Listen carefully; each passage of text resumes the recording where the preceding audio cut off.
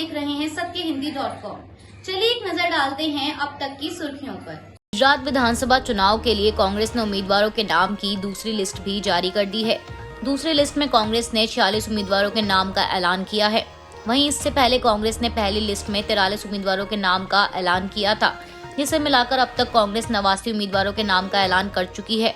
बता दें, इस नई लिस्ट के अनुसार भुज से अर्जन भाई भूडिया और जूनागढ़ से भीखा भाई जोशी को मैदान में उतारा गया है। वहीं सूरत पूर्व से असलम साइकिल वाला को टिकट मिला है। सूरत उत्तर से अशोक भाई पटेल और वलसाड़ से कमल कुमार पटेल उम्मीदवार हैं। गौरतलब है कि गुजरात की 182 विधानसभा सीटों पर 2 चरणों में 1 दिसंबर और 5 दिसंबर को वोटिंग की जाएगी और इसके नतीजे 8 दिसंबर को आएंगे। कांग्रेस अध्यक्ष मल्लिकार्जुन खड़गे ने गुरुवार को कहा कि नरेंद्र मोदी देश के प्रधानमंत्री इसलिए बन सके क्योंकि कांग्रेस ने संविधान की रक्षा की। उन्होंने कहा कि बीजेपी के नेता अक्सर पूछते हैं कि कांग्रेस ने देश के लिए क्या किया। हमने संविधान को बचाया, इसलिए आप प्रधानमंत्री बने। खड़गे ने कांग्रेस नेता राहुल गांधी के नेतृत्व वाली भारत जोड़ो यात्रा के दौरान महाराष्ट्र के नांदेड़ में एक रैली को संबोधित करते हुए बीजेपी और मोदी सरकार पर जमकर निशाना साधा। खड़गे ने कहा कि बीजेपी की सरकार ने हर साल 2 करोड़ नौकरियां देने का वादा किया था, लेकिन वह अपने वादे को पूरा कर पाने में नाकाम रही। अब वे केवल 75,000 नौकरियां दे रहे हैं। 18 करोड़ नौकरियां कहां हैं? इसके साथ ही उन्होंने मोदी सरकार पर सार्वजनिक संपत्तियों को कुछ चुनिंदा लोगों को बेचे जाने का भी आरोप लगाया। उन्होंने कहा कि मोदी सरकार हवाई अड्डों, बंदरगाहों को बेच रही है और देश की संपत्ति कुछ चुनिंदा लोगों के हाथों में जा रही है।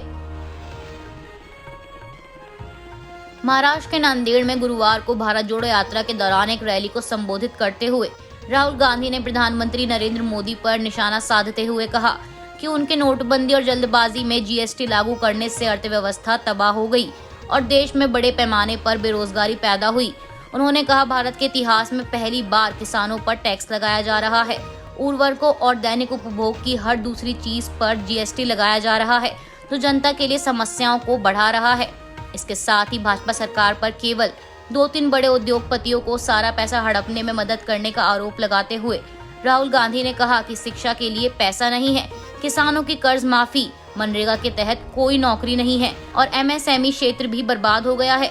नोटबंदी से काले धन को खत्म करने के झूठे दावों के लिए पीएम मोदी पर हमला बोलते हुए राहुल गांधी ने कहा, मोदी ने कहा था कि अगर नोटबंदी से काम नहीं हुआ तो मुझे फांसी पर लटका देना।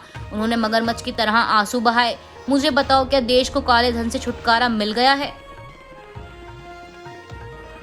आज शुक्रवार को उत्तर प्रदेश के मुख्यमंत्री योगी आदित्यनाथ बैठक करेंगे और इस बैठक के दौरान उपचुनाव को लेकर फैसला किया जाएगा।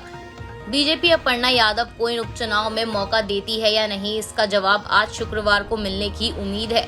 बता दें, मैनपुरी सीट पर उपचुनाव की तारीखों का ऐलान हो चुका है। 5 दिसंबर को वोटिंग होगी और नतीजे 8 दिसंबर को आएंगे। वहीं समाजवादी पार्टी ने मैनपुरी से पार्टी अध्यक्ष अखिलेश यादव की पत्नी एवं पूर्व सांसद डिंपल यादव को उम्मीदवार बनाया है। ऐसे में सबकी नजरें इसी बात पर टिकी हैं कि भाजपा डिंपल यादव के सामने उनके प्रतिद्वंदी के रूप में किसे खड़ा करती है। ईडी ने गुरुवार को दिल्ली में नई शराब नीति से जुड़े मामले में 100 करोड़ रुपए की रिश्वत दी गई है, ऐसा दावा किया है, जिसमें उप मुख्यमंत्री मनीष सिसोदिया आरोपी हैं। एजेंसी ने दावा किया कि सिसोदिया सहित 3 दर्जन से अधिक वीआईपी ने डिजिटल सबूतों को नष्ट करने के लिए कथित तौर पर 140 मोबाइल फोन बदले। वहीं मामले में एजेंसी और सीबीआई द्वारा कई बार छापेमारी का शिकार हुए। सिसोदिया ने सभी आरोपों को खारिज करते हुए कहा है कि आरोप राजनीति से प्रेरित हैं। उनका कहना है कि छापेमारी में उनके खिलाफ कुछ नहीं मिला। वहीं सारे मामले को लेकर दिल्ली के मुख्यमंत्री अरविंद केजरीवाल ने सिसोदिया का समर्थन करते हुए कहा कि केंद्र की भाजपा नीति सरकार अगले महीने गुजरात में होने वाले चुनाव से पहले आम आदमी पार्टी के नेताओं को निशाना बना रही है। जांच एजेंसियों का गलत इस्तेमाल किया जा रहा है। बता दें, ईडी ने शराब घोटाला नीति से जुड़े मामले में गुरुवार को 2 प्राइवेट कंपनियों के 2 अधिकारियों को गिरफ्तार किया है, जिसके बाद आम आदमी पार्टी की तरफ से यह दावा किया गया है।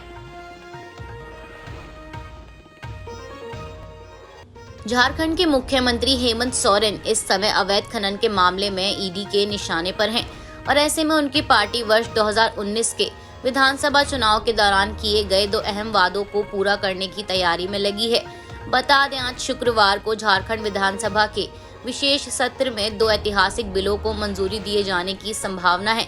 जिसमें पहला बिल 1932 के भूमि रिकॉर्ड का उपयोग करके इसके स्थानीय निवासियों का निर्धारण करने और दूसरा अन्य पिछड़े वर्ग के लिए रोजगार और नौकरियों में आरक्षण को 14% से बढ़ाकर 27% किए जाने से संबंधित है। वहीं इन बिलों को राजनीतिक रूप से इतना संवेदनशील माना जा रहा है कि विपक्ष इसका विरोध करेगा, इस बात की बहुत ही कम संभावना है। अमेरिकी राष्ट्रपति जो बाइडेन और चीनी राष्ट्रपति शी जिनपिंग के बीच अगले हफ्ते 14 नवंबर को इंडोनेशिया के बाली में मुलाकात होगी। ये मुलाकात ऐसे समय में हो रही है जब दोनों देशों के बीच कई मुद्दों को लेकर तनाव जारी है। बता दें, हाल के समय में ताइवान के मामले को लेकर चीन और अमेरिका आमने सामने आ गए थे। जब अमेरिकी प्रतिनिधि ने चीन के ऐतराज के बाद भी ताइवान की यात्रा की थी, तब चीन की धमकी के बाद अमेरिका ने भी अपने जंगी जेट दक्षिण चीन महासागर में भेज दिए थे। इसके अलावा यूक्रेन और रूस की जंग के बीच संयुक्त राष्ट्र सुरक्षा परिषद में अमेरिका के प्रस्ताव पर रूस के विरोध में वोट करने से भी चीन हमेशा बचता रहा है। इसे लेकर भी अमेरिका और चीन के बीच में तनातनी है। वहीं इससे पहले तत्कालीन अमेरिकी राष्ट्रपति डोनाल्ड ट्रंप के समय जब उन्होंने चीन से कारोबार के दौरान टैरिफ बढ़ा दिया था, तब भी दोनों देशों के रिश्ते खटास से भर गए थे। इसी बीच कोरोना वुहान से फैला है, इस बात को ट्रंप ने खुलेआम बोला। यहाँ तक कि कोविड वायरस को चाइनीज वायरस भी कहा था। अब हाल ही के इन सभी मुद्दों के बीच अमेरिका और चीन की मुलाकात पर दुनिया भर के देशों की नजर रहेगी। आज के लिए बस इतना ही। बाकी की खबरों के लिए जुड़े रहिए सत्यहिंदी.com के साथ।